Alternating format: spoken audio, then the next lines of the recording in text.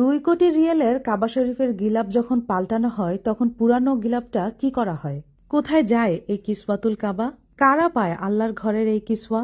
আপনি কি কাবার কিসওয়া কিনতে চান? আপনি কি জানেন আল্লাহর ঘরের এই কিসওয়া বিক্রি করা হয়? কাবা ঘরের গিলাফ নিয়ে কিছু অজানা তথ্য দিব আমি আজকে আমার এই ভিডিওতে। প্রত্যেকটা মুসলিমই হয়তো চায় যে আল্লাহর ঘরের কিসওয়া তার কাছে থাকুক, তবে এই কিসওয়া সবার সাধ্যের ভিতরের নয়।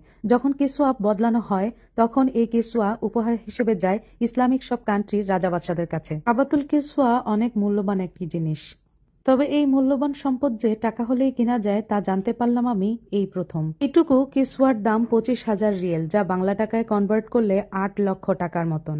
চারদিকে সোনালী কালার প্রলেপ দেওয়া ফ্রেমের ভিতরে যখন কিসওয়াতুল কাবা দেখতে পাচ্ছি, হাতে ছোঁয়া যাচ্ছে, অসম্ভব ভালো লাগছিল সেই অনুভূতি।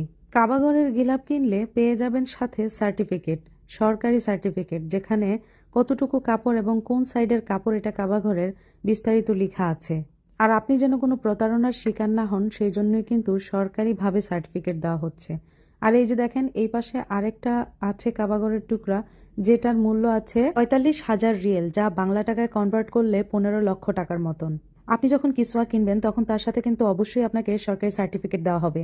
কাবাঘরের গিলাফ অথবা কিসওয়া কোথা থেকে কিনবেন চলেন দেখে নিই। মক্কার ক্লক টাওয়ারে একটি মিউজিয়াম আছে, মিউজিয়ামের পাশে একটি মিউজিয়াম শপ আছে, সেই শপেই আপনি পেয়ে যাবেন কিসওয়াতুল কাবা। আর এই মিউজিয়ামটি ক্লক টাওয়ারের P2-তে অবস্থিত। অনেকেরই ধারণা কাবাঘরের গিলাফ অথবা কিসওয়া বিক্রি করা যায় না, বা আল্লাহর ঘরের গিলাফ বিক্রি হবে, এটা কেমন কথা। তবে হ্যাঁ, সত্যি আল্লাহর ঘরের গিলাফ টুকরো টুকরো করে বিক্রি করা হয়। যতটুকু উপহার দেওয়ার প্রয়োজন উপহার দেওয়ার পরে কিছুটা সংখ্যক গিলাফ এই মিউজিয়ামে রাখা হয়। আর এই কিসওয়া বিক্রি করে যে টাকাটা আয় করা হয় সেই টাকাটা ইসলামিক মিউজিয়াম অথবা ইসলামিক কাজেই ব্যয় করা হয়।